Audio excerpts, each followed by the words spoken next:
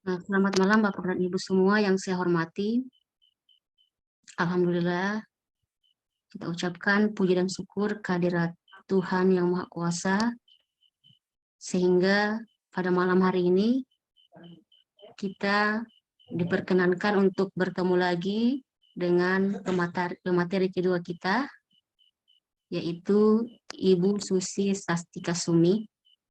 Mbak Fitri. Ya.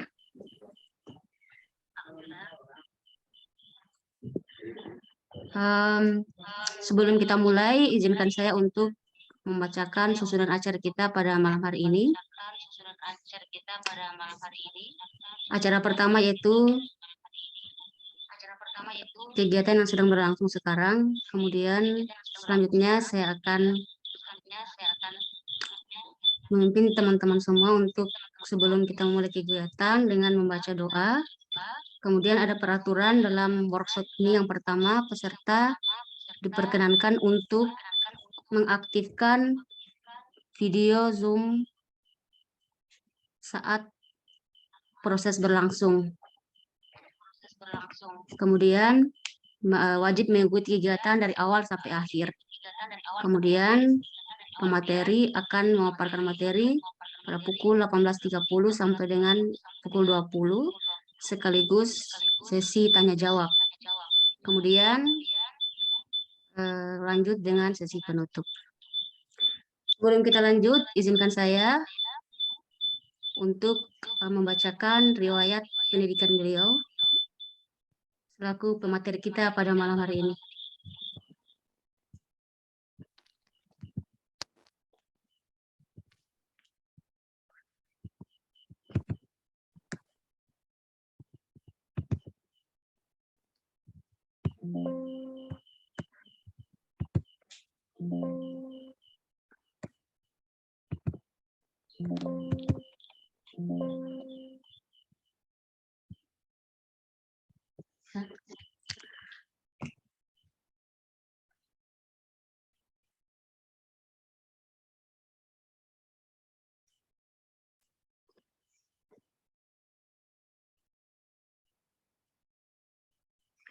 Teman-teman semua yang saya hormati, Ibu Susi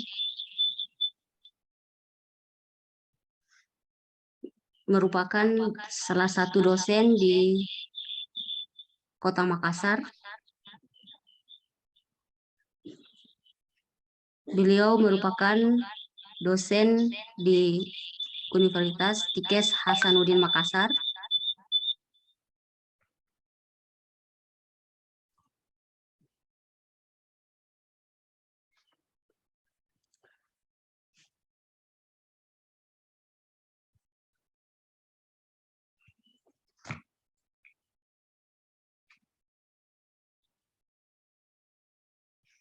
Beliau juga berasal dari Sulawesi Tenggara.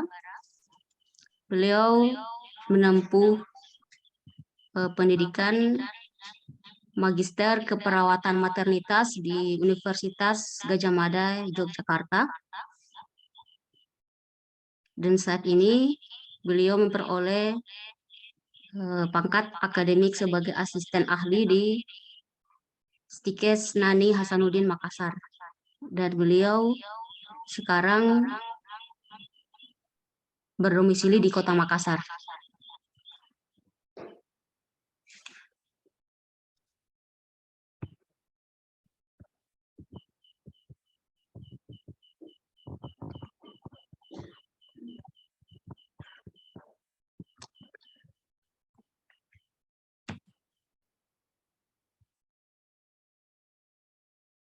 Untuk Bu Sumi ini sudah menikah ya. Beliau kelahiran 1992. Jadi tidak jauh-jauh beda dengan kita semua.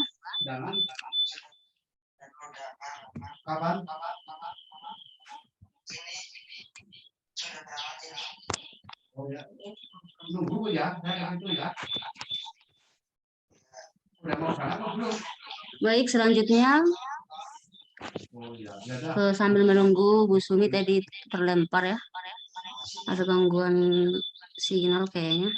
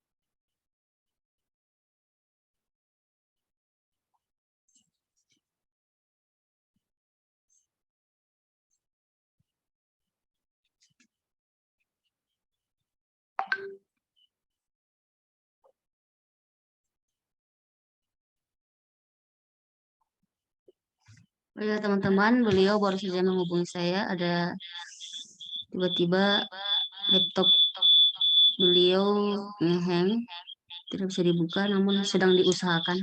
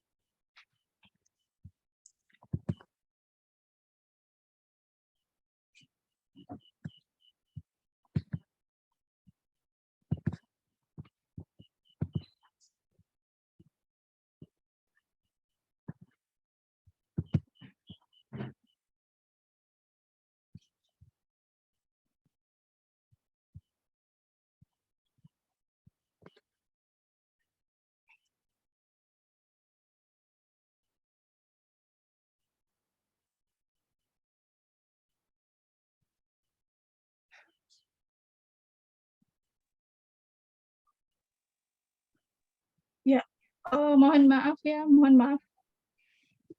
Ini Iya, jaringan saya bermasalah. Ya, silakan siap. dilanjut. Tidak apa-apa, Bu. Ya, saya lanjutkan. Ini ya, Bu Susi merupakan dosen dari Stikes Nani Hasanuddin. Beliau memperoleh pangkat golongan 3B penata muda tingkat 1 di Perguruan Tinggi Kota Makassar.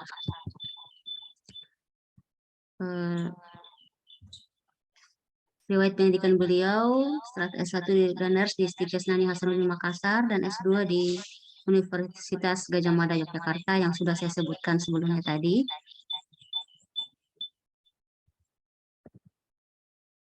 Ini pengalaman pembimbing beliau sudah sangat luar biasa ya. Dan pengalaman penelitiannya juga sudah sangat luar biasa. Demikian, selanjutnya saya persilakan kepada Ibu Susi untuk membuka acara pada malam hari ini. Kepada Ibu saya persilakan. Ya, Bismillahirrahmanirrahim. Assalamualaikum warahmatullahi wabarakatuh. Waalaikumsalam warahmatullahi wabarakatuh. Ya, sebelumnya saya mohon maaf atas keterlambatan saya untuk join. Tadi sudah sempat join, namun qadarullah ada masalah terkait jaringan dan laptop yang saya gunakan, sehingga saat ini mungkin saya menggunakan handphone. Alhamdulillah saya sangat berterima kasih atas kesempatan yang sudah diberikan malam hari ini. Saya bisa bersilaturahmi pada Bapak dan Ibu, walaupun mungkin sebelumnya kita tidak pernah bertemu baik secara online mungkin maupun offline. Malam ini menjadi kesempatan buat kita untuk saling mengenal. Tadi saya sudah diperkenalkan sama Bu Fitri. Alangkah akan lebih bagusnya nanti dalam kegiatan webinar sekaligus mohon maaf, dalam kegiatan workshop sekaligus bimbingan belajar terkait tes P3K keperawatan. Dalam hal ini nanti kita akan lebih khususnya belajar dan diskusi bersama keperawatan maternitas. Mungkin akan lebih baik, saya di sini sama sekali belum mendapatkan bocoran ini pesertanya apakah dari lingkup karena saya berasal dari Sulawesi Selatan, tadi sudah disebutkan. Di sini ada dari Sulawesi Selatan atau memang di sini semua ada yang dari Jawa mungkin, Sulawesi Tenggara, Sumatera? Mayoritas orang Sunda, Bu. Oh, mayoritas orang Sunda, Masya Allah. Mungkin nanti kalau bicaranya saya terlalu keras atau kasar kedengarannya, mohon dimaklumi karena bawaannya di Makassar ini dibilangnya sangar-sangar, keras-keras kalau ngomong, terlalu semangat. Mungkin Sunda biasa lemah lembut, ya nanti kita bisa saling sharing-sharing pengalamannya. Ini saya saat ini menggunakan handphone dan materinya masih ada di laptop saya. Mungkin saya mohon waktu sebentar ya Bu, untuk saya kirim materi ke moderator kita malam ini. Mohon maaf kalau agak lelet ini. Iya, siap. Nggak apa-apa, Bu. Kita sambil santai dan enjoy saja malam ini. Kebetulan ini Iya, malam minggu bersama kita. malam minggu yang berkualitas.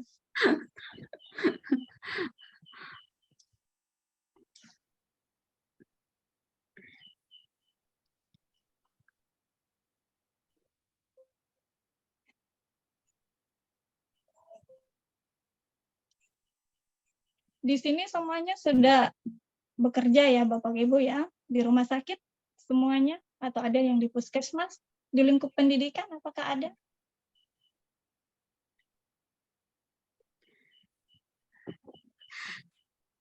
Kebanyakan ini dari Rumah Sakit Al Ihsan Bandung, Bu.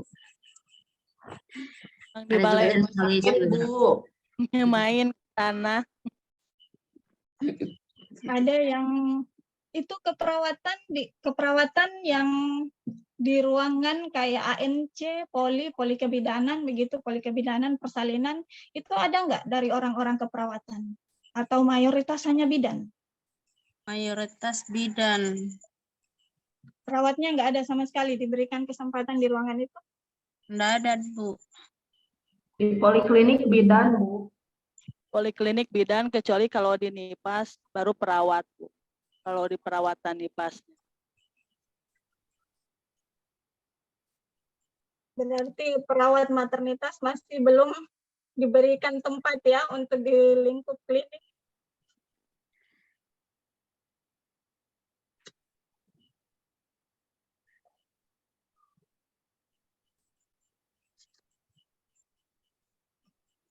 Mohon izin saya matikan kamera sebentar ya. Saya lagi sementara mengirim materinya.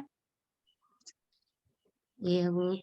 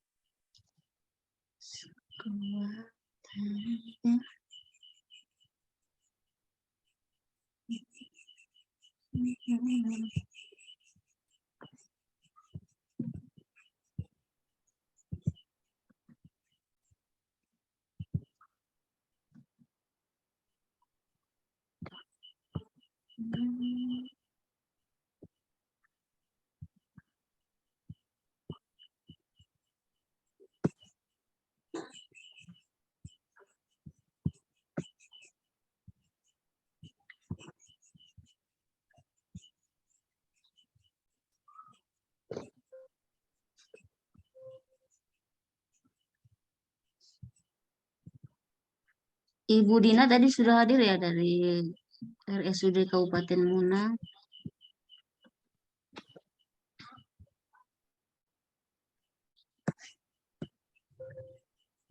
Mungkin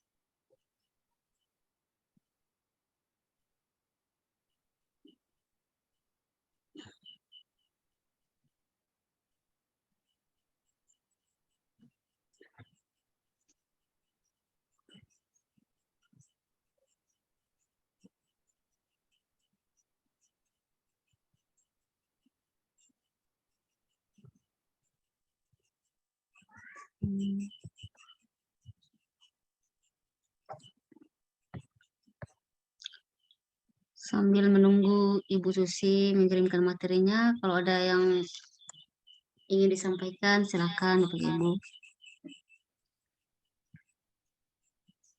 Baik, masuk.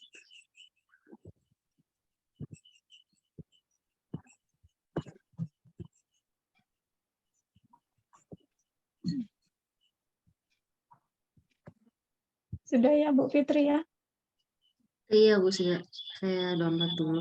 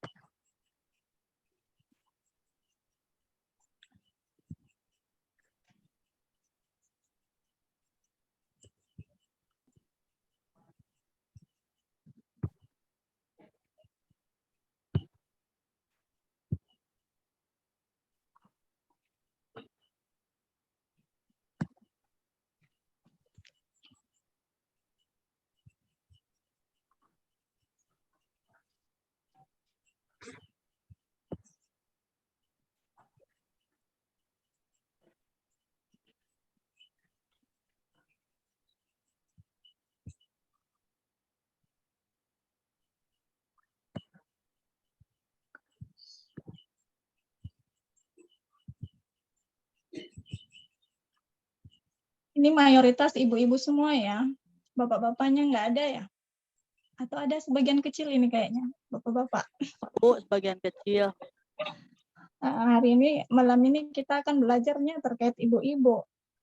Nanti ilmunya dari bapak-bapak bisa dipraktekkan kali ya di ibu-ibunya.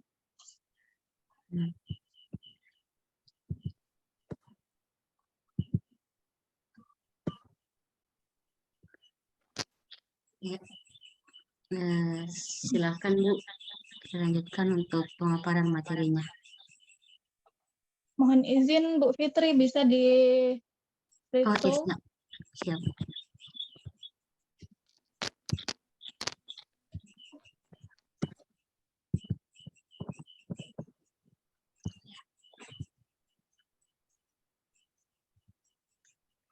Siap.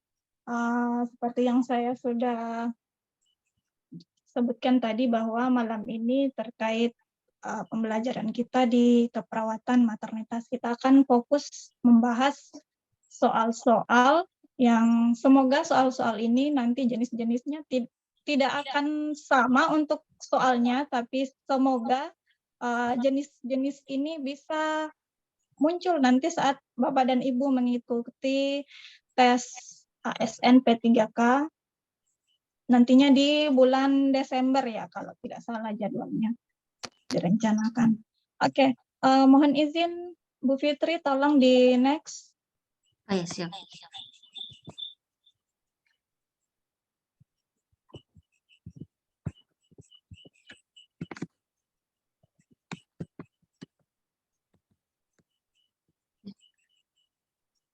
Nah, terkait di keperawatan maternitas, untuk jenis-jenis soal itu materinya tidak jauh-jauh dari materi-materi wajib yang sudah saya tuliskan di sini, itu maternitas identiknya dia terkait tanda kehamilan. Biasanya ada soal terkait tanda kehamilan, kemudian ada soalnya terkait status obstetri. Status obstetri ini, mau itu di tes P3K ataupun di tes UKOM, tidak pernah hilang. Dia selalu ada, mau itu 1 atau 2 nomor.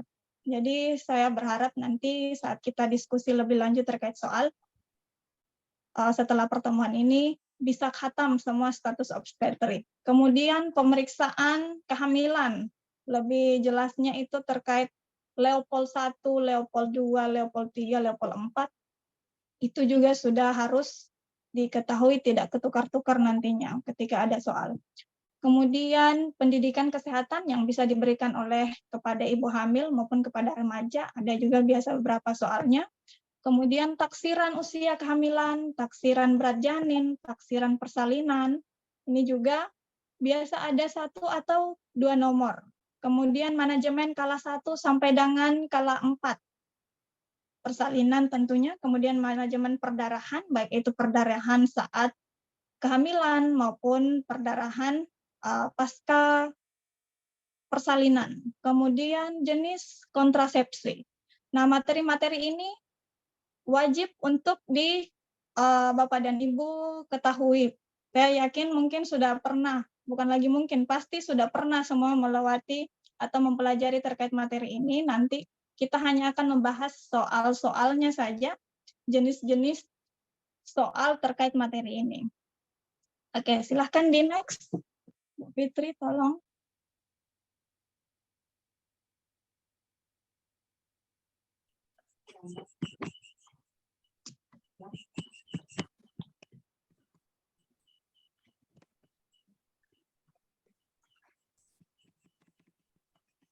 Apa ini? Bentar.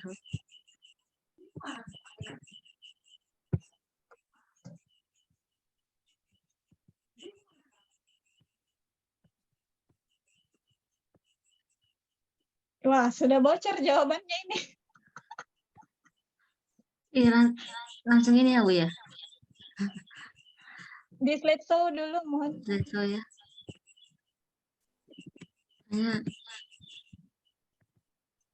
Ini kalau slideshow. Ya. Ya. Oke, silakan. Ini karena tadi jawabannya sudah bocor. Jadi, Bonus ya, Bu ya. di sini ya bonus ya. Nanti semoga di pertanyaan-pertanyaan berikutnya tadi tidak ada yang terlihat dengan jelas. Nanti di pertanyaan berikutnya saya mohon kepada Bapak dan Ibu jawabannya bisa ditulis di kolom chat. Apa yang menjadi jawaban yang Bapak dan Ibu yakini. Nah, karena pertanyaan tadi ini sudah terjawab, maka saya hanya perlu untuk menjelaskan terkait status obstetri ini. Nah, di sini ada soal seorang perempuan 32 tahun, hamil 32 minggu, datang ke Poli KIA untuk memeriksakan kehamilannya. Hasil pengkajian saat ini merupakan kehamilan keempat klien. Di kehamilan pertama, klien memiliki anak perempuan. Kehamilan kedua, klien mengalami abortus, dan di kehamilan ketiga klien memiliki anak laki-laki. Sehingga di sini status obstetri yang tepat, karena dia tadi kehamilan yang keempat, maka gravidanya itu, G artinya gravida, itu artinya jumlah kehamilan. Maka G adalah G4. Partusnya adalah P2, abortusnya abortus 1 kali. ya A1. Jadi G adalah jumlah kehamilan, P adalah jumlah partus atau keluaran hasil konsepsi yang masih hidup, dan A itu adalah abortus atau keluaran hasil konsepsi yang dalam kondisi tidak bernyawa lagi. Jadi yang harus diingat, ketika hasil konsepsi atau janin yang dikeluarkan di situ dalam kondisi tidak bernyawa, maka itu masuk di A, abortus. ketika yang dikeluarkan itu dalam kondisi hidup, walaupun misalnya 30 menit kemudian si bayi, si janin yang dilahirkan itu meninggal, maka dia tetap dihitung di P atau P. partus. Dan apapun jenis kehamilan dari ibu, mau itu kehamilan normal ataupun jenis kehamilan abnormal, itu tetap dihitung di gravida. Oke. Jadi nanti kalau dalam proses menjawab atau dalam proses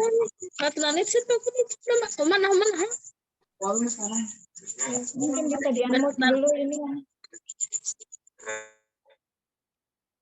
Nah, jadi misalnya nanti saat menjawab atau saat saya menjelaskan ada yang Bapak dan Ibu kurang pahami atau mau ditanyakan, silahkan langsung bertanya saja, langsung raise hand saja supaya tidak ada pertanyaan yang terlewat. Takutnya kalau menunggu sampai selesai, pertanyaannya Bapak dan Ibu lupa. Sehingga nanti kalau pas diingat pertanyaannya langsung raise hand saja, silahkan bertanya. Oke. Terkait status obstetrik, kita next ke soal selanjutnya.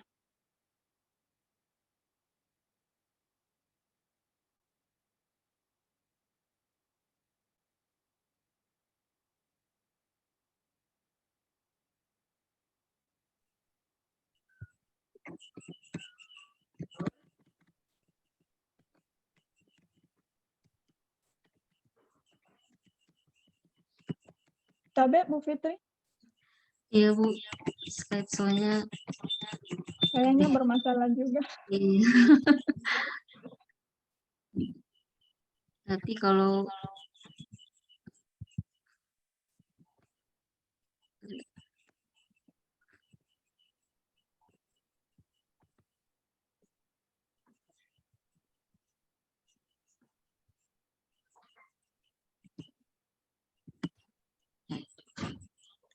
ya silakan.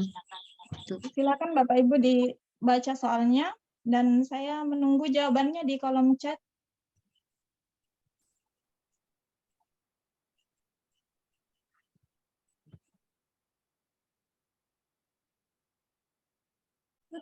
Boleh silakan Bu Nur, mungkin dibantu baca soalnya. Bu Nur Jamila. Dan seorang perempuan berusia 32 tahun, hamil 28 minggu, datang ke Poli KIA bersama suaminya untuk memeriksakan kehamilannya. Hasil pengkajian, klien memiliki 2 anak perempuan lahir hidup kembar dari kehamilannya yang pertama, 1 anak laki-laki dari kehamilan keduanya, dan pernah mengalami kehamilan ektopik terganggu. Bagaimana status obstetrik klien tersebut? Ya, kira-kira apa jawabannya yang tepat?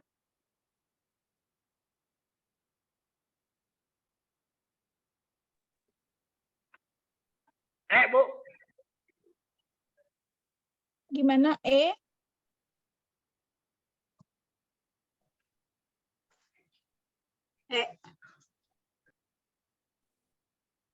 Mungkin akan lebih bagus kalau diketik di kolom chat.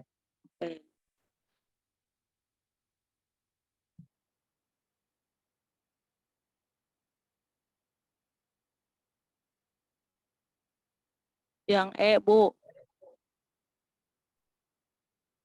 Yang E, G3, P2, A1.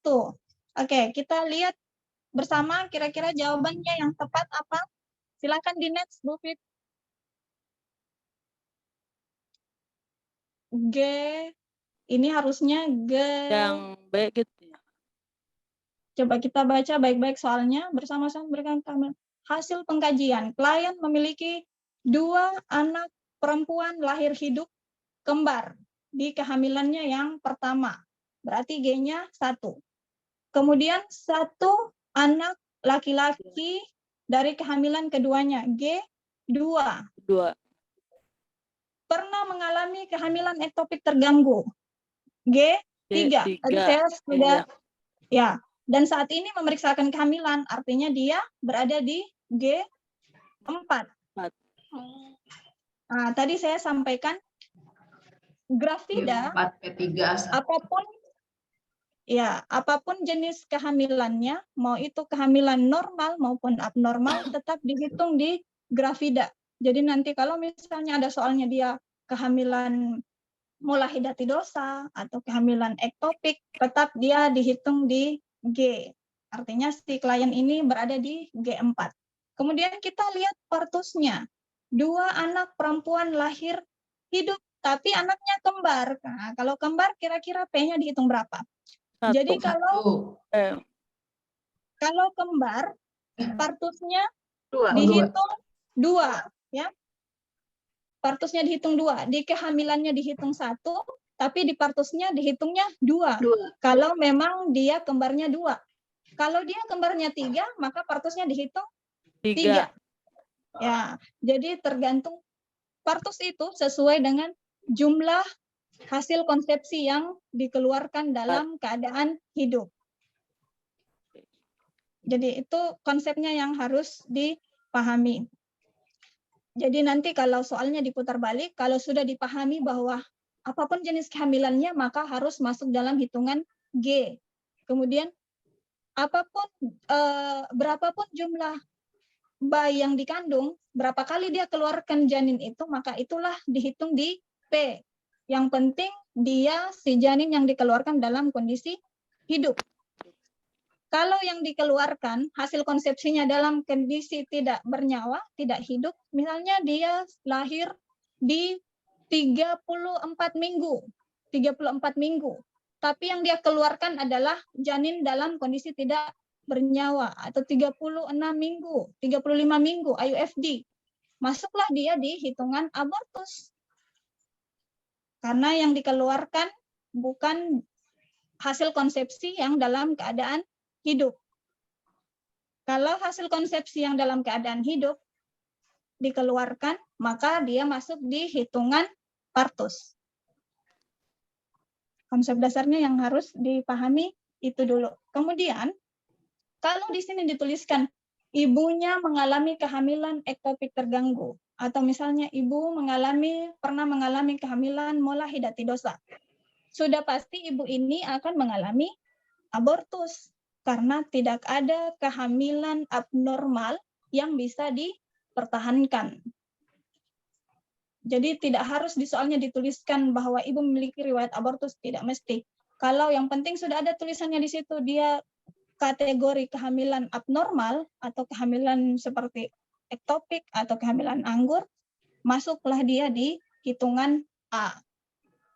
Karena pasti kehamilannya tidak bisa dipertahankan. Sampai di sini apakah untuk status obstetri bisa dipahami? Insya Allah, Bu. Ya, Bu. Oke, insya Allah ya.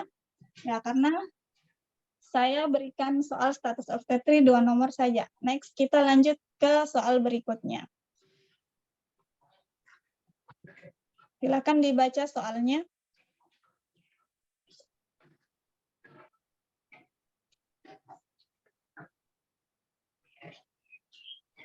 Bu Nur Jamila, silakan Bu.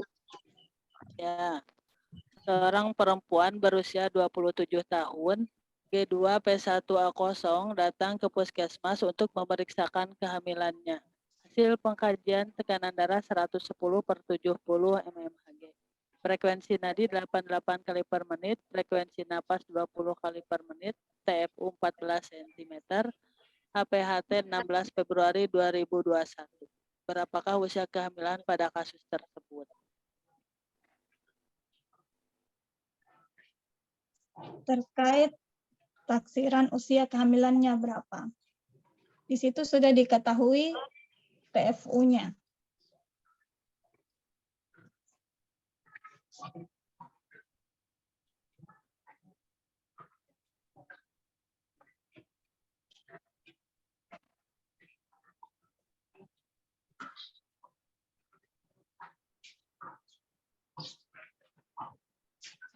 Oke, ada yang jawab C, 14 minggu.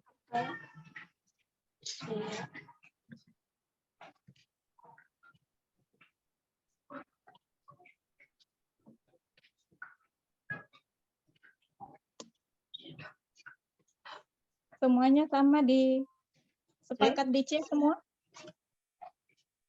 C. Oh, ada yang E, 16 minggu.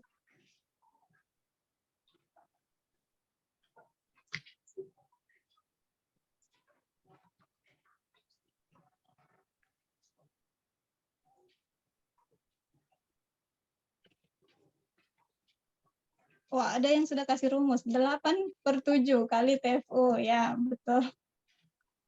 Sudah ada rumusnya ini.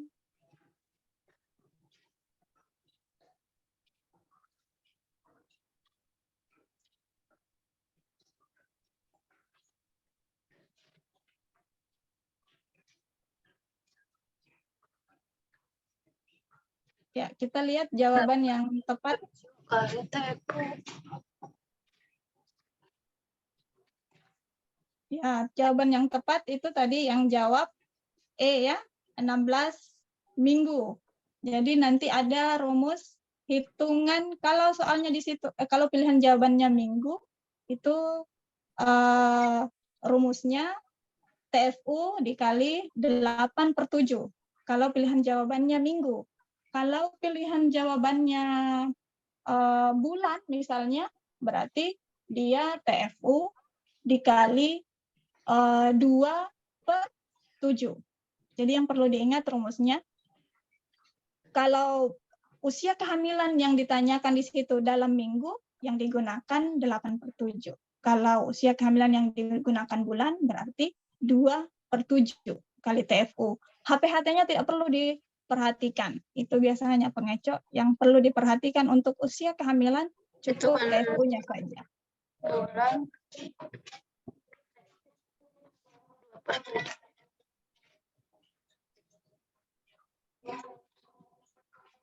Ya, silakan di next, Bu Fitri.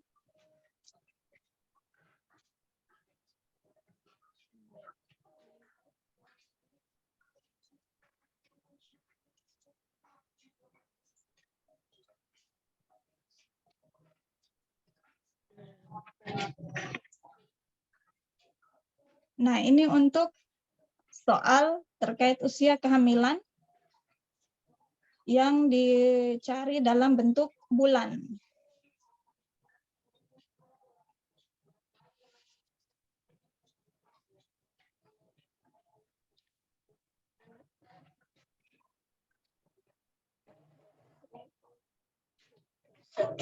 Ya, C. Sudah ada yang jawab C?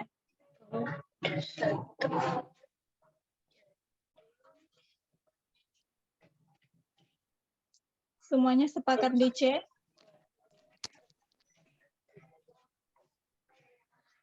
bulan. Ya, Bu. Ya. Oke, kalau sepakat di C, artinya insya Allah kalau ada hitungan, kalau ada soal terkait taksiran usia kehamilan, insya Allah sudah bisa dijawab dengan tepat. Karena rumusnya cukup diingat saja.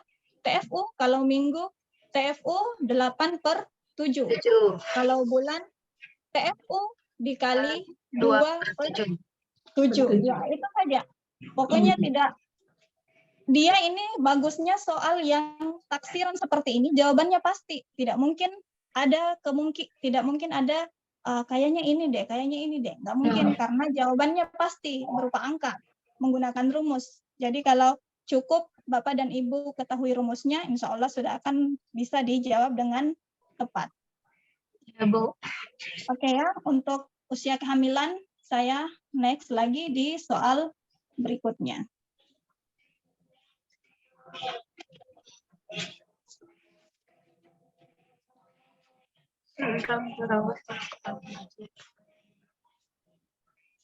Nah, soalnya di sini seorang perawat melakukan pengkajian kepada ibu hamil usia 31 tahun dengan status obstetrik G3 P2 A0. Apakah data hasil pengkajian yang akan diinterpretasikan oleh perawat sebagai tanda pasti kehamilan? Artinya ini betul-betul tidak ada keraguan lagi. Dengan melihat tanda itu, kita sudah yakin bahwa, oh, si ibu ini betul-betul hamil. Amin.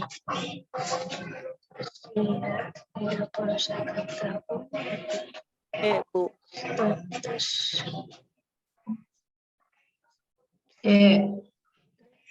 D. Amenor. D. D. Ada B, adanya penambahan berat badan. D. D, Bu.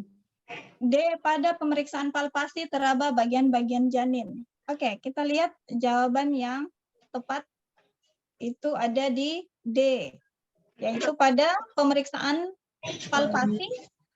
Artinya di sini saat dilakukan Leopold, dia teraba bagian-bagian janin. Misalnya ada tadi yang E ya, kenapa tidak A menor misalnya?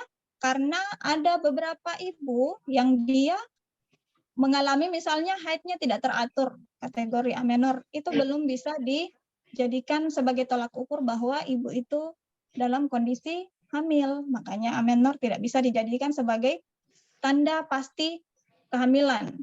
Walaupun memang orang yang hamil pasti dia akan mengalami yang namanya A menor. Kemudian di pilihan C misalnya payudara berwarna hitam dan terasa penuh, ini juga tidak bisa dijadikan sebagai tanda pasti. Namun ibu hamil bisa saja mengalami ini karena perubahan hormon.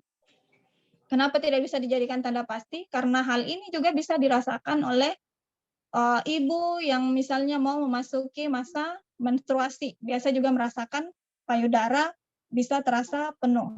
Kemudian ada penambahan berat badan. Wah, ini paling tidak bisa untuk dijadikan sebagai tanda pasti. Walaupun memang ibu hamil sudah pasti akan bertambah berat badannya. HCG test positif ini juga tidak bisa kita menjadikan tolak ukur bahwa dia dalam kondisi hamil karena HCG itu hanya mampu mendeteksi hormon, tapi dia belum pasti untuk dijadikan sebagai tolak ukur bahwa seseorang dalam kondisi hamil. Sehingga jawaban yang paling tepat adalah di poin D. Oke ya. Ya. Selanjutnya ini tadi penjelasannya di masing-masing alasan jawaban. Seperti yang sudah saya jelaskan tadi, itu masing-masing poin yang belum tepat sudah saya cantumkan di sini, saya tuliskan tadi sesuai dengan apa yang saya jelaskan. Silakan kita next lagi di soal berikutnya. Oke.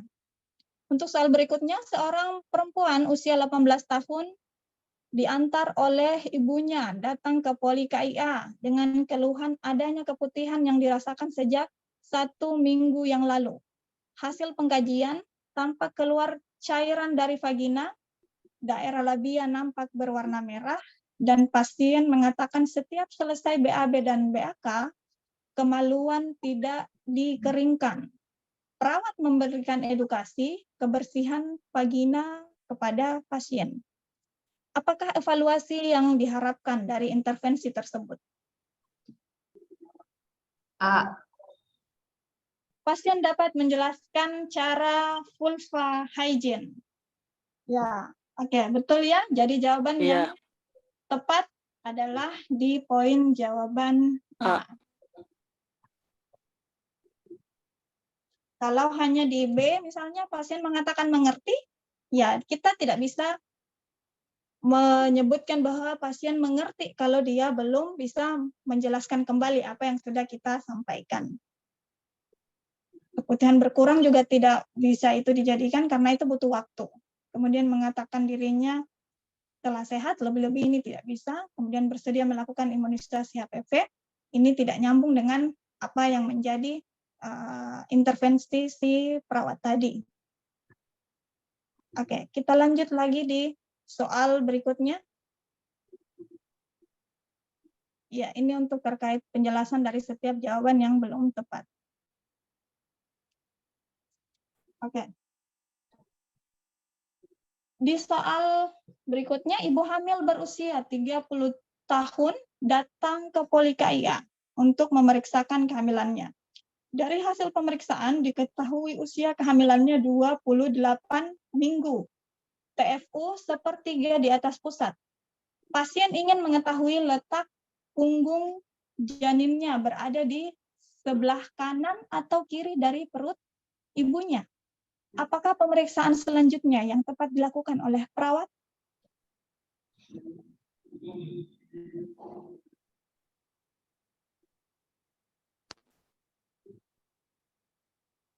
D, Bu. D. Leopold 2.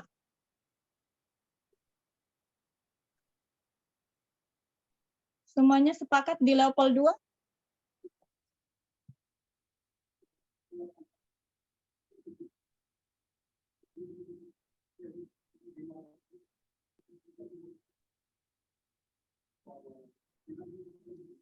Oh, ada yang C. Leopold 3.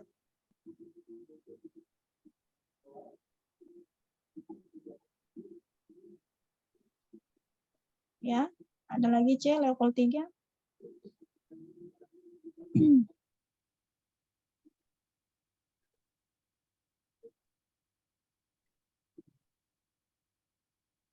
Leopold 2. Oke, ya. Good.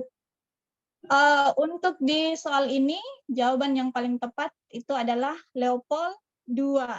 Ya, karena di situ sudah diketahui TFU. Kalau sudah diketahui TFU, artinya si perawat ini sudah melakukan Leopold 1. Karena Leopold 1 itu untuk mengetahui tinggi fundus uteri dan letak teratas dari janin. Di Leopold 2, untuk mengetahui apakah janinnya berada di punggung kanan atau Kiri. apakah punggung janin berada di perut bagian kanan atau kiri ibu, atau kita kenal dengan puka-puki. Nah, itu Leopold 2. Kemudian kalau di Leopold 3, itu berarti kita untuk Bagian mengetahui kecil. presentasi terbawah. Oh, Presentasi terbawah dari perut ibu, apakah ekstremitas atau kepala. Jadi tadi kalau yang satu presentasi teratas, yang ketiga presentasi terbawah. Kalau yang Leopold 4, itu untuk mengetahui apakah kepala janin sudah masuk pintu atas panggul atau dikenal dengan PAP. Sudah masuk PAP atau belum. Jadi yang perlu diingat itu jangan sampai ketukar. Leopold 1 itu mengetahui TFU dan presentasi teratas. Leopold 2, puka-puki, punggung kanan atau punggung kiri. Leopold 3, presentasi terbawah. Leopold 4, kepala janin sudah masuk PAP atau belum. Itu saja yang perlu dicatat. Oke. Kita next lagi di soal berikutnya. Nah, untuk soal berikutnya, seorang perawat akan melakukan pemeriksaan Leopold pada ibu dengan status obstetri G1 P0 A0, hamil 33 minggu. Apakah tahap awal yang harus dilakukan oleh perawat sebelum melakukan pemeriksaan Leopold?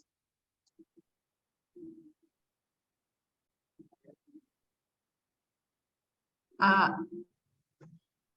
Menganjurkan pasien mengosongkan kandung kemih. Oke, A.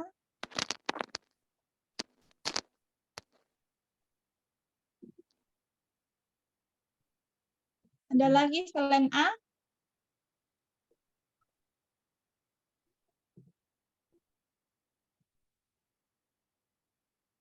Jadi untuk di soal ini terkait prosedur tindakan, kita lihat satu-satu untuk jawabannya di situ. A, menganjurkan pasien mengosongkan kandung kemih.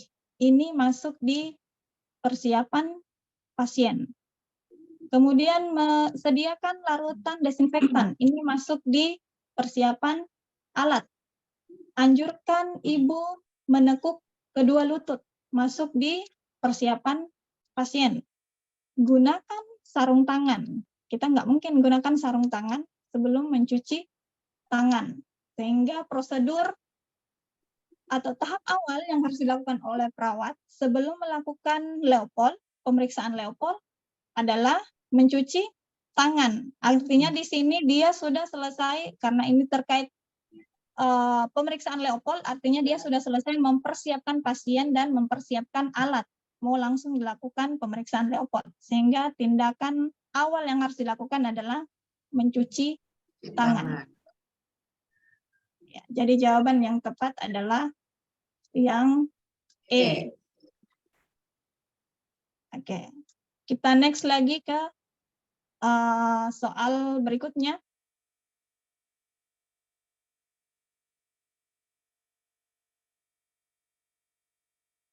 Nah, untuk di soal berikutnya, seorang perempuan umur 27 tahun, G1, P1, A0, baru saja melahirkan bayinya secara spontan. Keadaan bayinya menangis kuat, kemerahan pada kulit, dan tonus ototnya baik.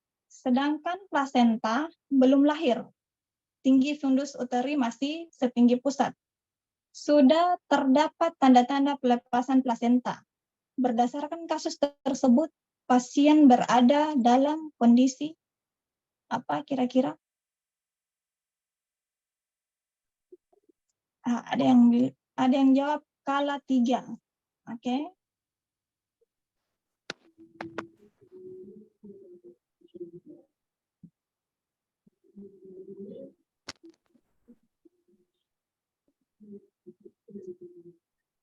D, kala 3. Oke.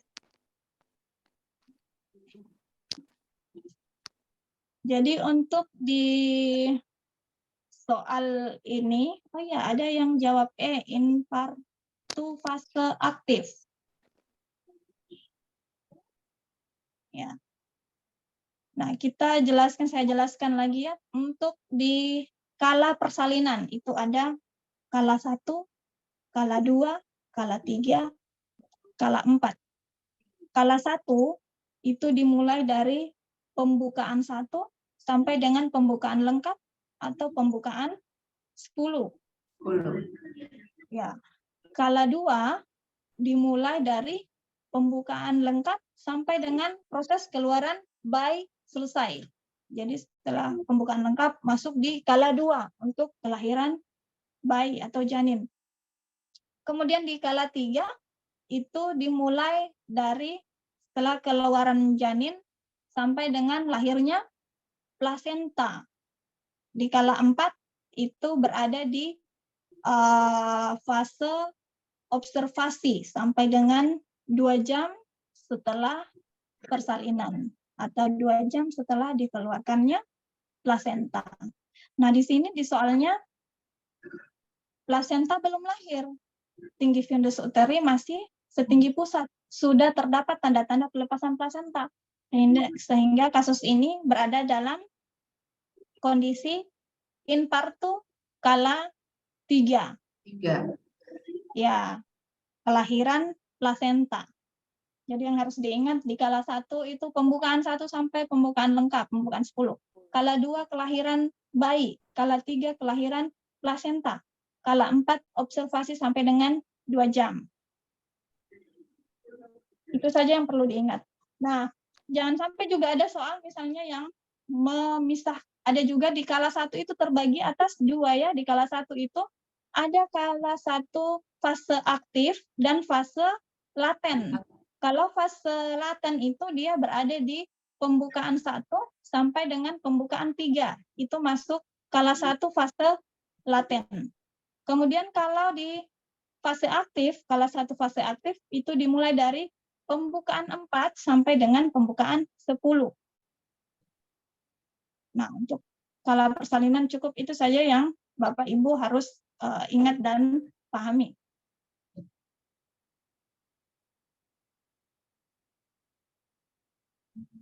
Oke, bisa dipahami ya? Atau mungkin sampai di sini ada yang mau diperjelas?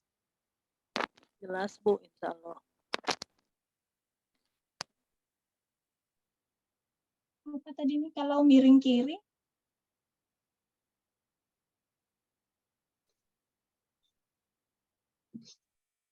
Kalau miring kiri dari pembukaan berapa? Maksudnya gimana ini? Maksud pertanyaannya?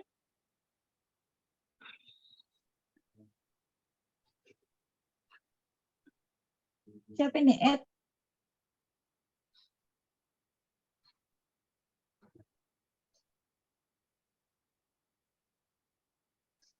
Mungkin Mungkin bisa diaktifkan audionya yang bertanya.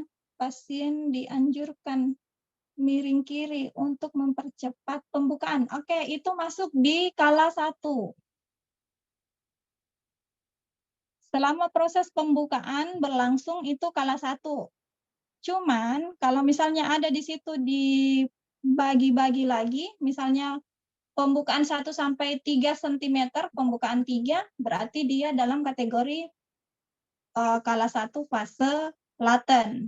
Kalau pembukaannya di atas 3 atau mulai dari 4 cm sampai dengan 10 cm, pembukaan lengkap, berarti dia masuk di kala 1 fase aktif. Jadi kalau disuruh miring kiri, supaya lebih mempercepat pembukaan, itu dia berada di proses kala 1. Karena tidak disebutkan dia sekarang sudah di pembukaan berapa. Kalau misalnya dia disebutkan dia perpindahan dari kala 2 ke kala 3 prosesnya lama, sehingga dia disuruh miring kiri atau miring kanan supaya lebih cepat. Berarti dia berada di kala 1 fase laten. Cuma tadi karena tidak disebutkan dia di pembukaan berapa sentimeter, maka kita ambil bahwa dia berada di kala 1. Oke, bisa dipahami? Oke, kalau bisa kita next lagi ke soal berikutnya. Seorang perawat memberikan penyuluhan tentang masalah seks pranikah dengan para siswi yang sedang menerima pelajaran. Pendidikan kesehatan pada para siswi diminta untuk membuat tulisan mengenai apa saja yang telah mereka ketahui untuk mencegah kehamilan. Salah satu siswi menuliskan pernyataan yang kurang tepat. Manakah pernyataan siswi di bawah ini yang perlu diluruskan?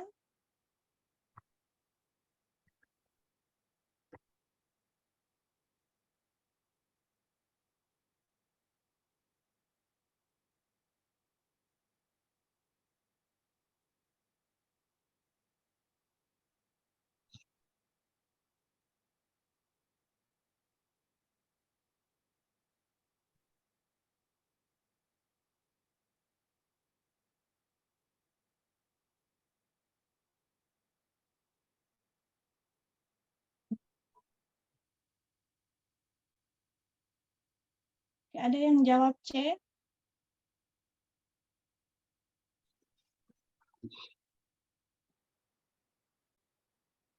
Ya, ada yang C, 2 orang C.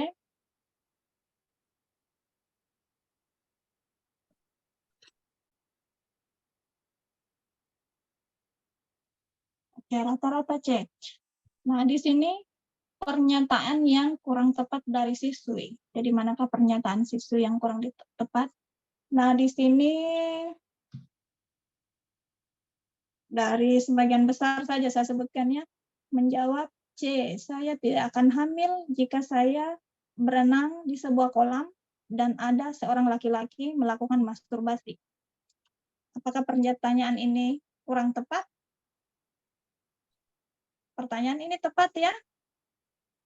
Tidak mungkin seorang perempuan yang berenang di kolam, kemudian di situ ada laki-laki yang masturbasi, jadi ada sperma berenang juga di kolam, tidak mungkin hamil karena sperma tidak bisa bertahan di air kolam, jadi tidak mungkin si anak ini akan hamil. Jadi pertanyaan di poin C, pertanyaannya tepat, bukan pertanyaan yang kurang tepat. Artinya tidak perlu lagi kita benarkan sesuai dengan soal ini ya. Karena di situ pertanyaannya yang harus diluruskan. Oke, ada yang jawab A, saya tidak akan hamil jika saya melakukan hubungan seksual saat menstruasi. Nah, ini jawaban yang tepat. Jawabannya adalah A, saya tidak akan hamil ya, karena walaupun perempuan dalam kondisi menstruasi masih ada kemungkinan, walaupun hanya sangat sedikit kemungkinannya untuk bisa hamil, tapi ada kemungkinan untuk dia bisa hamil. Kemudian kalau di B, pil kontrasepsi dapat mencegah kehamilan, tapi saya berisiko terkena infeksi menular seksual. Ini pernyataan yang tepat. Karena memang walaupun kita tidak hamil, ketika berganti-ganti pasangan bisa saja akan terjadi infeksi menular seksual. Kemudian ada juga tadi yang pil kontrasepsi tidak dapat mencegah kehamilan 100%. Ini sangat tepat. Tidak ada pil kontrasepsi yang mampu mencegah kehamilan kontrasepsi. Mau itu IUD, suntik, pil, jenis kontrasepsi apapun, tidak ada yang 100%. Jadi di sini pernyataan yang perlu diluruskan itu ada di poin A. Oke, kita next lagi.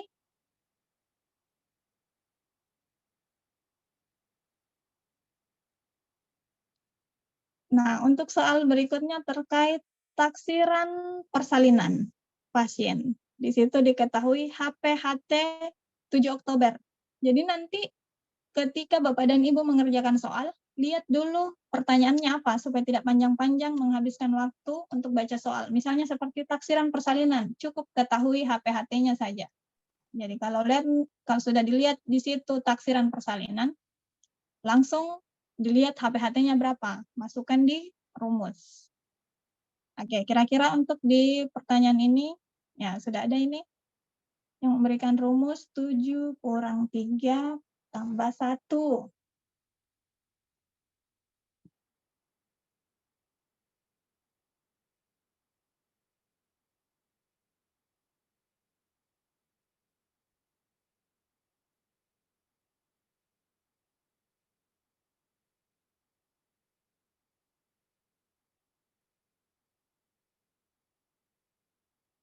Ya, ada yang jawab E.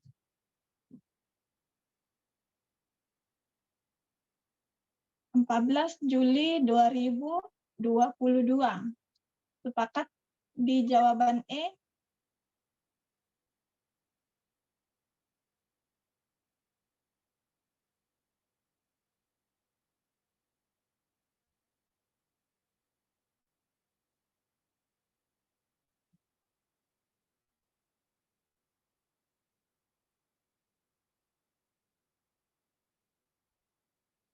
Yang lain masih mencari jawaban yang tepat? Atau sama semua di 14 Juli?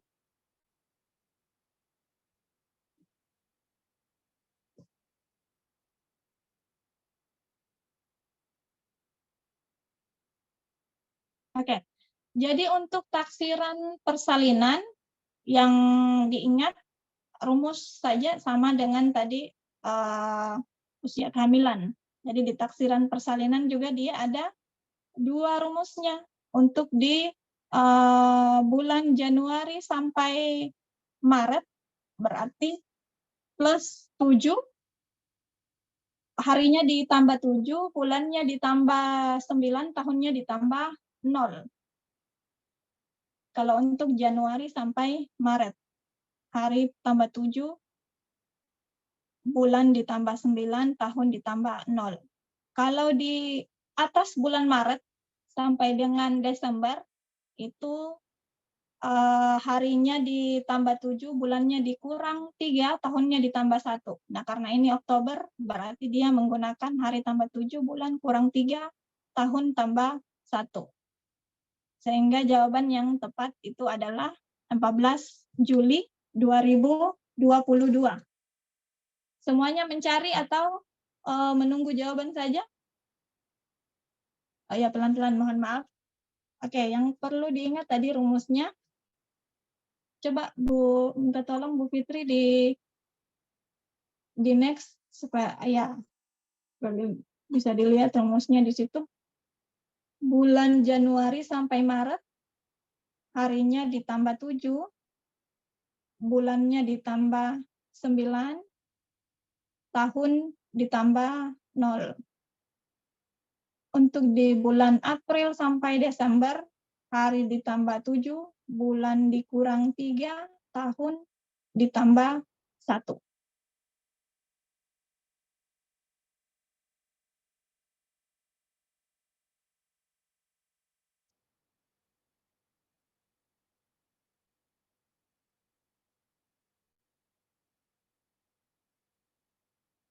Jadi kalau angka-angka seperti ini, tanggal ini adalah jawaban pasti.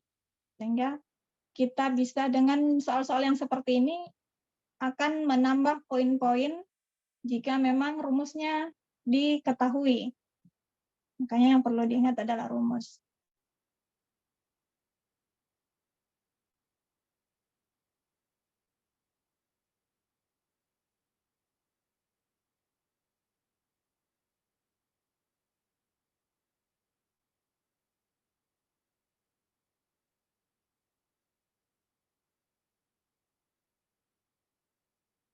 Oke, sudah di sini? Sudah dipahami untuk taksiran persalinan?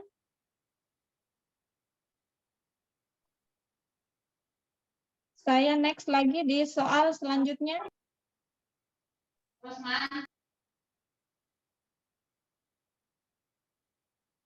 Ya, ini masih tentang taksiran persalinan.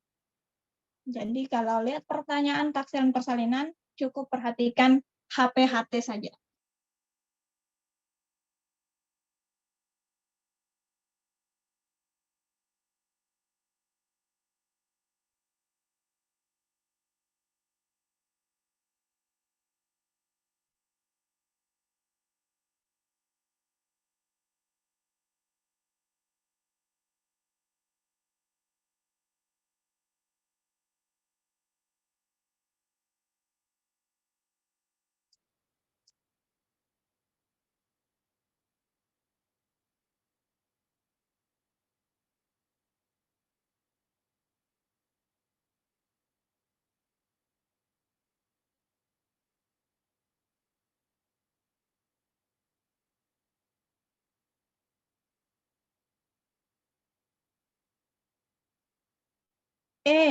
Oke.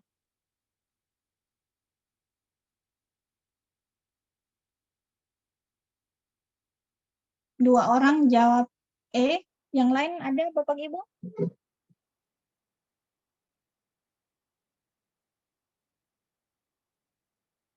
Oke, ya. Karena ini sudah beberapa yang menjawab saya rasa untuk taksiran persalinan insya Allah sudah bisa dipahami. Jadi memang kalau di situ 27 dia masuk menggunakan rumus yang bulan Januari sampai Maret. Jadi hari ditambah 7, bulan ditambah 9, tahun ditambah 0. Hasilnya untuk hari 34, bulannya di Desember, bulannya di bulan 12, dan tahunnya di 2021. Karena di situ tidak mungkin ada tanggal 34, maka kita lanjut hitungannya di bulan Januari. Desember itu sampai tanggal 31. Artinya dimulai lagi di 32 langsung pindah di tanggal 1 Januari, kemudian 332 Januari, 343 Januari. Sehingga jawaban yang tepat adalah 3 Januari 2022. Oke, bisa dipahami ya?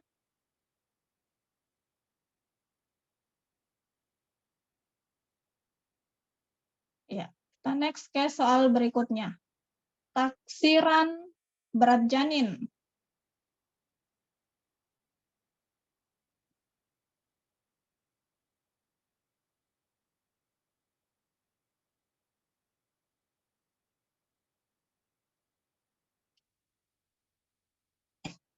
Kalau untuk taksiran berat janin, untuk memudahkan Bapak Ibu, ketika melihat soal taksiran berat janin, yang perlu diperhatikan adalah TFU saja, nilai TFU. Kalau ada keterangan PAP, misalnya kayak ini ada masuk, kepala janin belum masuk PAP. Nah, ini juga yang perlu diperhatikan. Kalau dia belum masuk PAP itu diberikan poin 13, itu ketentuannya, untuk belum masuk PAP. Kalau sudah masuk PAP, masukkan di rumus, berarti angkanya 11. Kalau tidak ada keterangan sama sekali di situ terkait PAP, maka kita ambil poin 12. Untuk di rumus taksiran berat janin. Coba di next, Bu Fitri, untuk diperlihatkan rumusnya. Ya.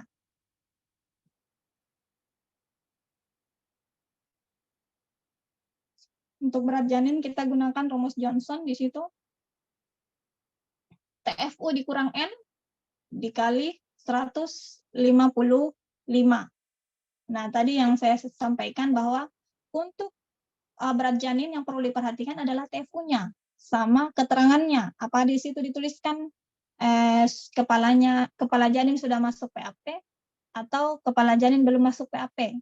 Jika sama sekali tidak ada keterangan terkait PAP, maka nilai N yang kita gunakan adalah 12 atau kepala janin masih berada di spina ischiadia.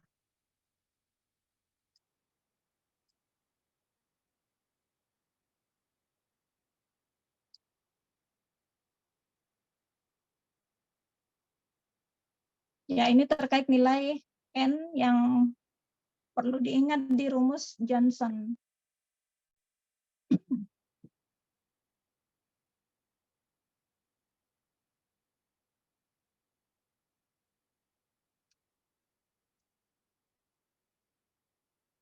Jadi malam hari ini tadi kita sudah punya 3 rumus ya. Rumus taksiran persalinan, taksiran berat janin, dan usia kehamilan. Tolong saya berharap Bapak dan Ibu tadi bisa di screenshot mungkin atau bisa dicatat untuk 3 rumus yang sudah kita pelajari bersama. Oke, kita next di soal berikutnya.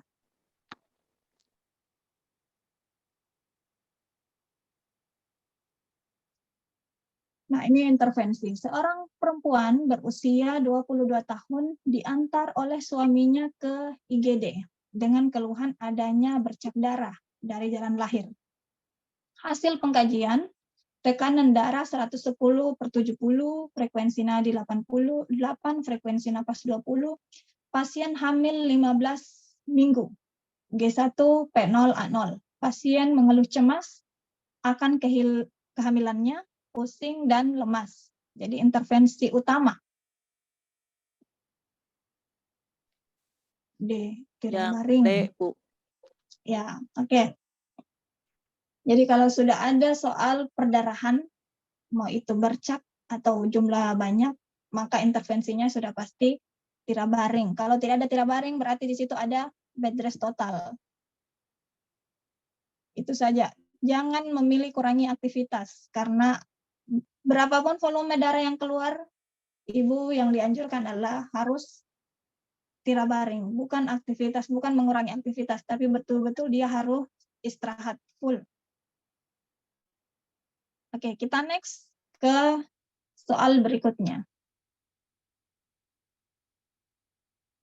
Ya, ini untuk masing-masing penjelasan dari jawaban yang kurang tepat.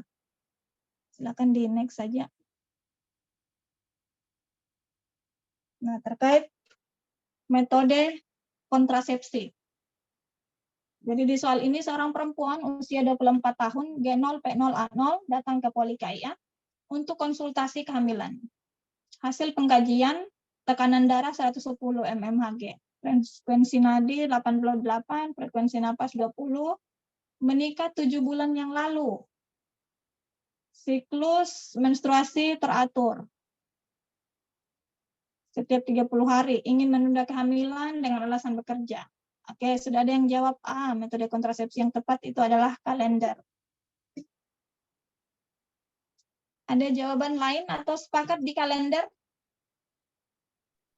Jadi kalau menemukan soal yang seperti ini, kondisinya si ibu belum menikah, belum hamil sama sekali, belum pernah hamil, namun ingin menunda kehamilannya, dan di situ dituliskan menstruasinya teratur, maka pilihlah metode kontrasepsi kalender. Namun jika di situ tidak ada dituliskan menstruasi teratur, jangan pilih metode kalender, karena itu tidak tepat.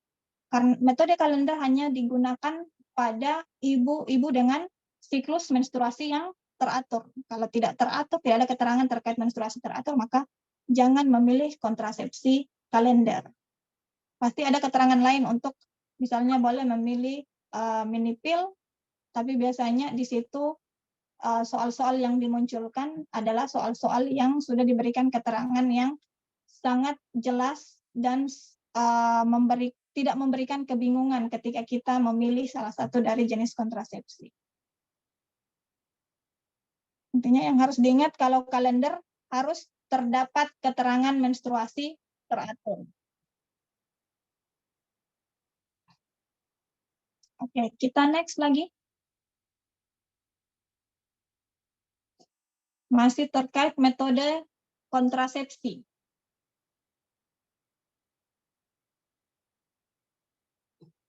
Namun di sini kasusnya berbeda ya. Ibu dengan post-op SC. Pasien ingin Bu. menggunakan apa? B. B, IUD. Oke, kita lihat di situ pasien itu ingin B menggunakan KB yang ekonomis, kemudian terjangkau, namun tidak mengganggu ASI-nya. Karena pasien ingin memberi ASI eksklusif kepada bayinya sehingga usia 6 bulan. Oke, biasanya suntik progestin. Apakah metode kontrasepsi yang disarankan untuk pasien? Oke, kalau menemukan soal-soal yang seperti ini, ibu yang pasca persalinan, mau itu persalinan normal atau dengan SC, kemudian dia maunya yang murah, tapi dia mau menyusui bayinya secara eksklusif selama 6 bulan. Jika di situ terdapat pilihan jawaban amenor laktasi, pilihlah metode kontrasepsi amenor laktasi. Namun jika tidak ada amenor laktasi, pilihlah jawaban pil. Ya, Kenapa amenor laktasi menjadi jawaban yang tepat? Karena di sini diteruskan bahwa ASI eksklusif selama 6 bulan. Seorang ibu yang setelah persalinan, jika dia menyusui bayi secara terus-menerus, semakin dia sering menyusui bayinya, maka itu akan semakin memperkecil kemungkinan dia hamil karena peningkatan hormon tadi, hormon progestin. Makanya ketika tidak ada pilihan amenor laktasi, disarankan untuk pil progestin. Tapi tidak ada biasanya dituliskan pil progestin, hanya ditulis pil.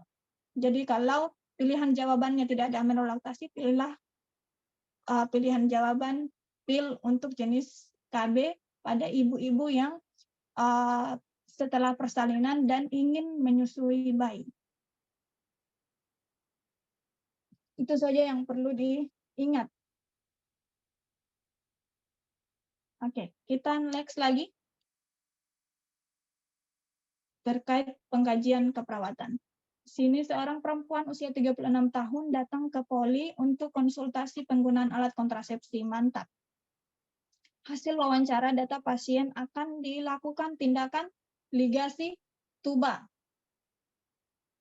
Artinya ini pasien akan dilakukan kontrasepsi pembedahan ya.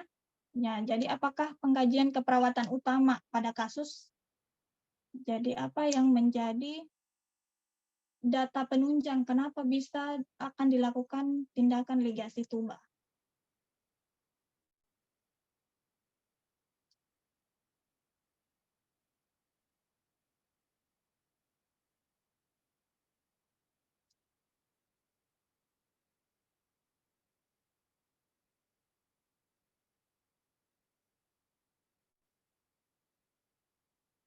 C. Perasaan bila keluarga sudah berjumlah lengkap dan saat ini dia sudah memiliki anak yang telah direncanakan. Oke. Jadi di sini sangat bagus tadi jawabannya, yang tepat itu adalah C. Perasaan bila keluarga sudah berjumlah lengkap dan saat ini sudah memiliki anak yang telah direncanakan. Jadi tidak bisa kita menjawab kepercayaan bila pembedahan akan mengurangi masa haid, karena walaupun sudah dilakukan kontrasepsi mantap, masih tetap akan terjadi masa haid karena yang meluru itu adalah bagian bukan hanya dari saluran telurnya ibu yang tidak dibuahi, namun di bagian rahim ibu itu juga ada yang meluruh ketika menstruasi. Makanya walaupun sudah dilakukan pembedahan tetap bisa terjadi yang namanya menstruasi. Kalau pengetahuan bila partnernya tidak menambah keturunan, bisa saja di kemudian hari partnernya ingin menambah keturunan, sehingga tidak menjadi bagian pilihan jawaban yang tepat. Oke, kita next lagi.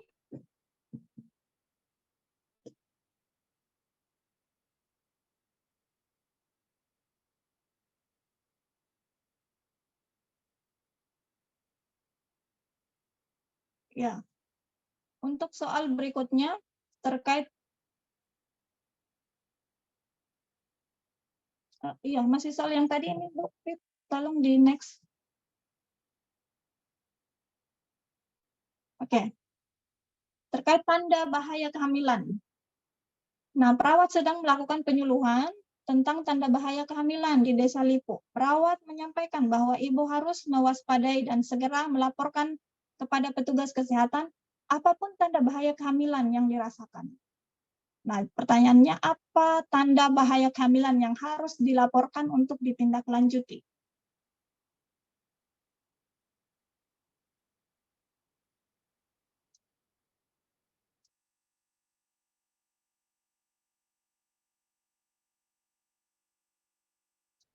Hasil tes menunjukkan adanya proteinuria.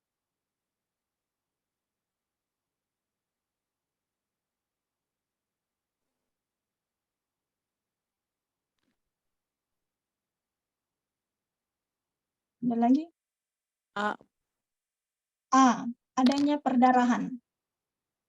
Oke, jadi dari semua pilihan jawaban yang ada, dari A sampai E, ini merupakan tanda bahaya kehamilan. Namun, dari semua pilihan ini, selain adanya perdarahan, misalnya adanya kram, adanya rabas vagina, adanya edema, itu membutuhkan keterangan lebih lanjut. Adanya kram, kramnya di mana, jam berapa dia kram.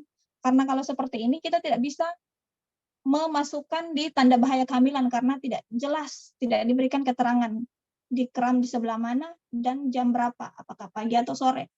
Kemudian edema, edemanya di mana, kejadiannya kapan, pagi atau sore. Kalau misalnya sore kejadian edema, maka itu tidak menjadi tanda bahaya kehamilan. Ya, tapi kalau perdarahan, misalnya terjadi perdarahan tanpa perlu diberikan keterangan. Mau itu perdarahannya sedikit, perdarahannya banyak, perdarahannya hanya bercak, itu tetap masuk di tanda bahaya kehamilan. Sehingga jawaban yang paling tepat di sini adalah jawaban di A, adanya perdarahan. Kalau kram rabat vagina tetap menjadi tanda bahaya, namun perlu keterangan lebih lanjut. Oke, kita next. Ya, ini untuk penjelasannya tadi dari setiap poin-poin jawaban yang masih kurang tepat. Di soal berikutnya, intervensi untuk mencegah terjadinya perdarahan.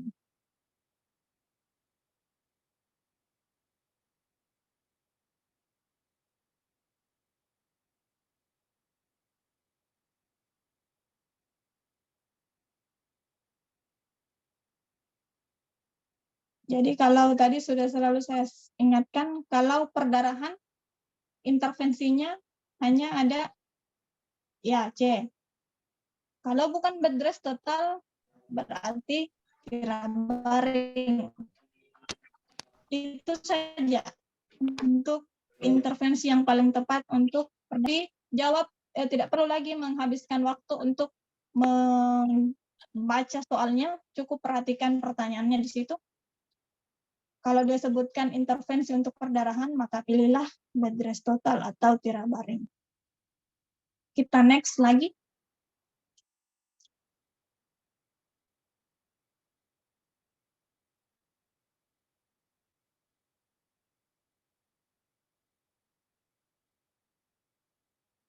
Oke, untuk di soal ini seorang perempuan postpartum 6 hari yang lalu datang ke rumah sakit untuk kontrol jahitan perineum. Hasil pengkajian jahitan bersih, warna kemerahan, tidak ada infeksi, keluar cairan berwarna kuning berisi darah dan lendir. Cairan apakah yang dimaksud pada kasus tersebut? Serosa. Oke.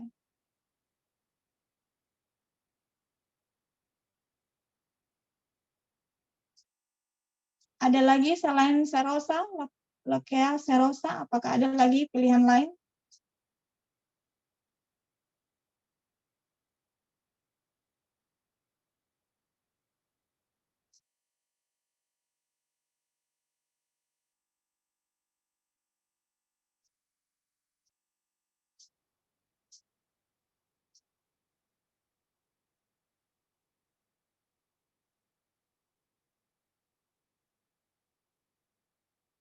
Perhatikan ya, itu postpartum 6 hari.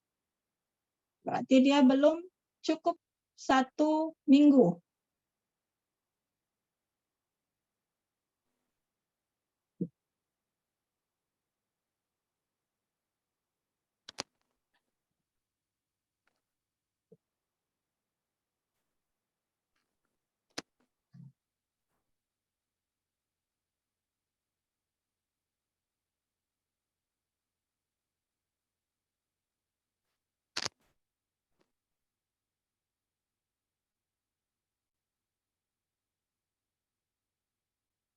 Rubra di bawah 1 minggu.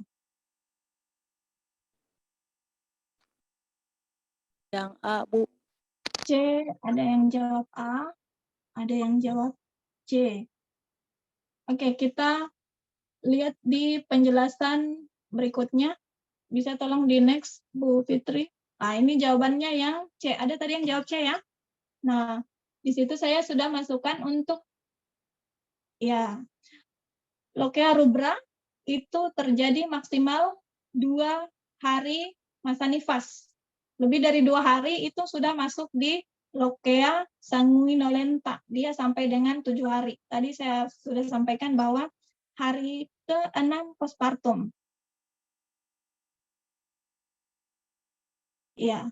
Kemudian Lochia serosa 7-14 hari nifas dan Lochia alba di atas 2 minggu masa nifas. Jadi ini mungkin bisa dicatat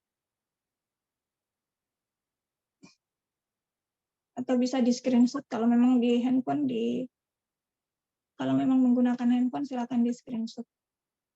Oke, kita next lagi. Oh iya.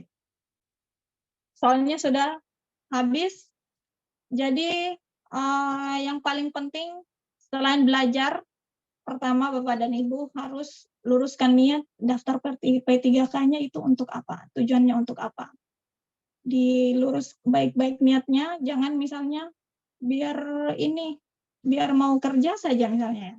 Diluruskan niatnya untuk apa? Kemudian jaga kesehatannya, walaupun sudah belajar maksimal, kalau dalam saat ujian nanti atau saat melaksanakan tes, kita lagi dalam kondisi tidak fit, tentu nanti tidak akan maksimal. Berdoa, panjatkan doa-doa terbaiknya selama proses belajar, selama proses menanti tes. Panjatkan doa-doa terbaik Bapak dan Ibu, fokus saat ujian. Ini sangat penting, tidak usah mikir kemana-mana, dan tidak usah mikir saya harus lulus. Intinya selesaikan soal dengan tepat saat laksanakan ujian. Jangan berpikir, pokoknya saya harus lulus, karena itu biasanya akan mengurangi fokus kita pada saat ujian. Saya berharap semoga Bapak dan Ibu yang mengikuti bimbingan belajar pada malam hari ini, apa yang diniatkan dengan baik bisa tercapai. Oke, kira-kira ada yang ingin didiskusikan dari semua materi yang sudah kita pelajari bersama tadi?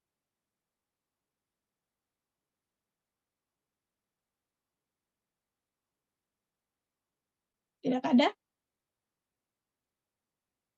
Oke, kalau tidak ada, saya penasaran mau tes lagi untuk status obstetric ya. Saya coba kasih soal secara lisan saja, tolong didengarkan untuk mengetahui, karena biasanya status obstetri ini tidak pernah alpa dari berbagai jenis tes, mau itu tes UKOM maupun P3K. Misalnya Bapak dan Ibu, soalnya seperti ini. Seorang ibu datang ke Poli KIA untuk melakukan pemeriksaan kehamilan. Setelah dilakukan pengkajian, ibu memiliki riwayat abortus, kemudian di kehamilan pertama.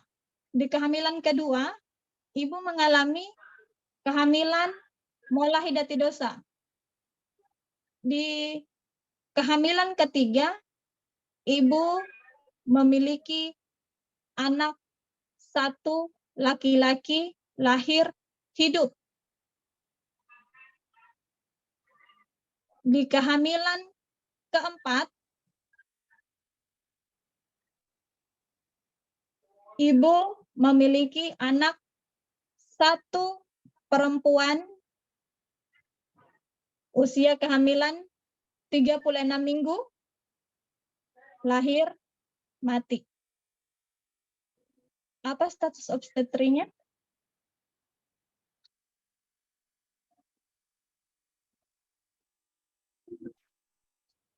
Jadi saya ulangi ya.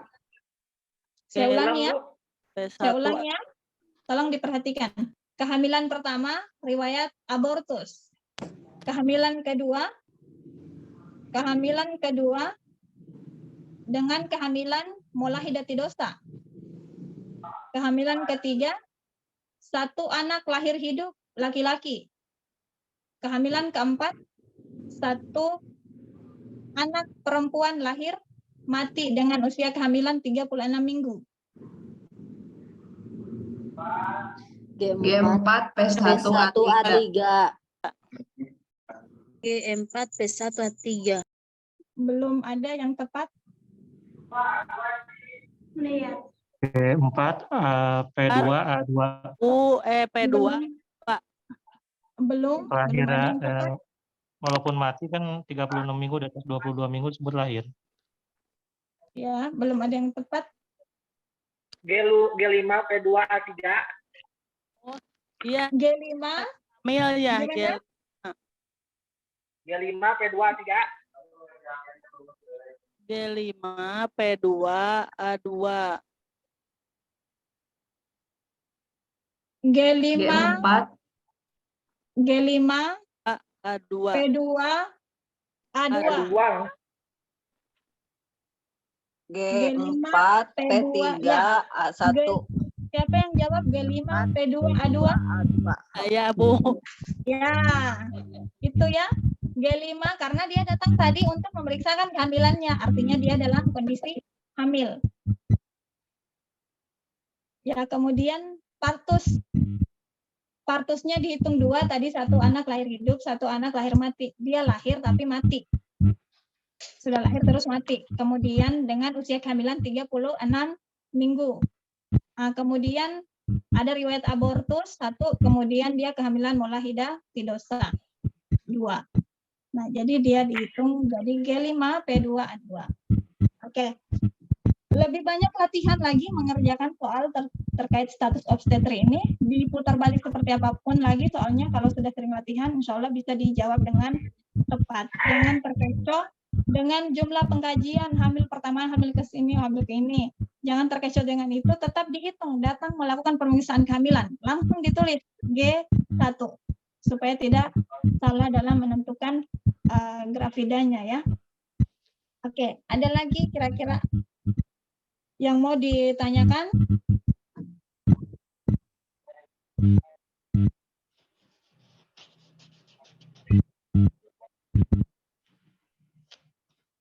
Tidak ada, semuanya sudah cukup jelas. Oke, sudah jelas ya.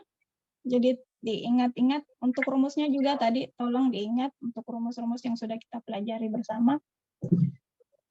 Kalau tidak ada lagi yang mau didiskusikan, saya kembalikan ke moderator kita hari ini, Bu Fitri. Silakan, Bu. Nah, alhamdulillah luar biasa ya Bapak Ibu semua. Seru sekali materi kita malam ini terkait rumus-rumus ya.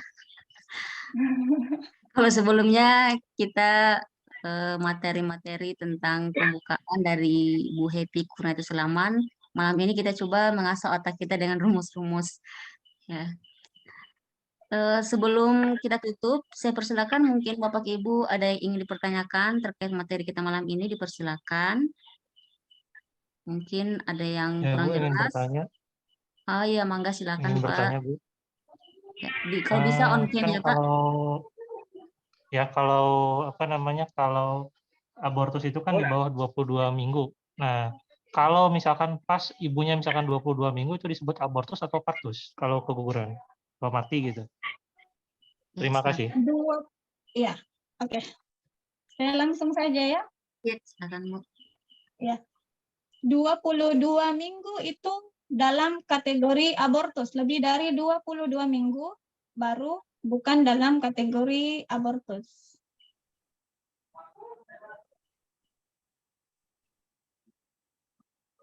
Gimana Pak Asep, sudah jelas? Penanya? Jelas, Bu. Terima Oh, kasih. Pak Kuna ya, bagus sekali pertanyaannya Pak.